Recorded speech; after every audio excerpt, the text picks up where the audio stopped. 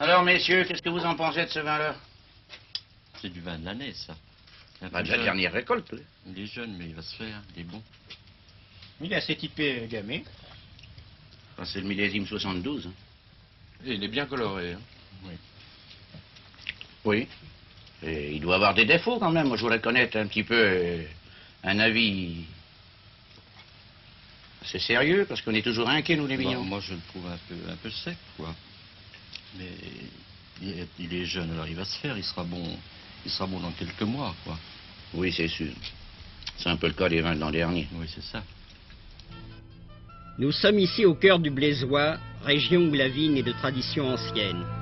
C'est le vignoble des châteaux, la présence de la cour des rois de France y a joué un rôle important, et c'est surtout au XVe et XVIe siècle qu'il se développe. Actuellement, ce vignoble est en pleine mutation. Dans ses structures, dans sa superficie qui a baissé de façon alarmante, mais qui se stabilise maintenant, dans son encépagement, dont la gamme se restreint très nettement, dans le but de créer un type de vin plus personnalisé. En s'imposant des disciplines de production et de commercialisation, des vignerons de ces coteaux du Blésois ont fortement contribué au redressement viticole de la région. Y a-t-il dans cette région de nouveaux modes de conduite de la vigne? Oui, vous êtes ici dans une vigne que l'on appelle large et haute, parce que les viticulteurs ont été amenés, pour des questions économiques, à diminuer la densité de plantation et à rehausser les souches, aussi pour des questions de main-d'œuvre. Et quels sont les avantages de ces vignes hautes? Eh bien, ça permet d'éviter certaines gelées, d'une part, parce qu'on est plus loin du sol, et d'autre part, par l'enherbement que vous constatez sur le sol, ça permet de pouvoir passer par n'importe quel temps, donc de pouvoir être plus à même de traiter la vigne et de préserver les raisins jusqu'à la récolte. Et des avantages aussi pour les vendanges. Oui, parce que les vendangeurs ont moins mal aux reins. On ne peut pas les amener dans une vigne basse après les avoir fait vendanger dans une vigne haute. Et elles sont très rares dans notre région. Elles sont en développement actuellement depuis une dizaine d'années. Quelles sont les qualités particulières de ce terroir? Eh bien, ici, nous sommes sur des terrains argilo-calcaires, très perméables, propices à la vigne, et il y a même certaines zones très caillouteuses qui sont très bonnes pour le fruité de nos vins.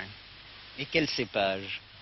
Eh bien, vous êtes ici devant du gamay, le cépage du Beaujolais, mais le fleuron de la région, c'est quand même le Sauvignon.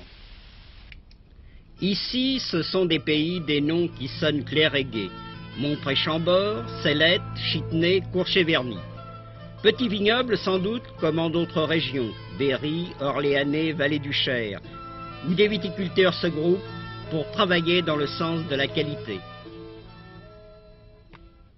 On peut dire que, pour vous définir, que vous êtes un artisan vigneron. Qu'en pensez-vous? Ce terme vous plaît? D'un sens, oui. On a surtout à cœur de notre profession. Et puis on essaie surtout de faire du bon vin. Qu'est-ce que c'est pour vous du bon vin? Comment peut-on faire du bon vin? Bien, pour faire du bon vin, si on se place dans la vinification, les conditions essentielles sont déjà la propreté. Et un bon vigneron, c'est surtout un gars qui fait beaucoup de lessive. Parce qu'il ne faut pas hésiter. C'est-à-dire, il faut nettoyer les fûts? Il faut nettoyer les fûts, et puis d'abord, en premier lieu, d'abord le pressoir, les cuves, et puis les fûts, parce qu'on sert encore tout de même des fûts. Oui, tout cela demande beaucoup de travail. On n'a pas de bon vin sans travail. Non. Mais il faut aussi un bon vignoble. Mais c'est d'abord la condition première. Hein. Mais il faut d'abord avoir un bon encépagement. Et ça, on doit ce bon encépagement depuis déjà une quinzaine d'années grâce à la Chambre d'agriculture qui a mis tous ces techniciens à notre disposition. Et cette récolte 73 s'annonce bien. C'est une très belle récolte. Vous êtes un vigneron optimiste, parce Ouais. que souvent les vignerons peuvent se plaindre de Non, ceci, mais c'est une très belle récolte. Je ne vais pas dire que ce sera un millésime peut-être à tout casser, mais ce sera un très bon vin. Les vignes sont merveilleuses. Les raisins sont très sains. On parle beaucoup des vins en ce moment, et vous faites un vin honnête. Qu'entendez-vous par vin honnête? Eh bien, c'est surtout un vin qui sort du raisin. C'est-à-dire, c'est du jus de raisin. Hein?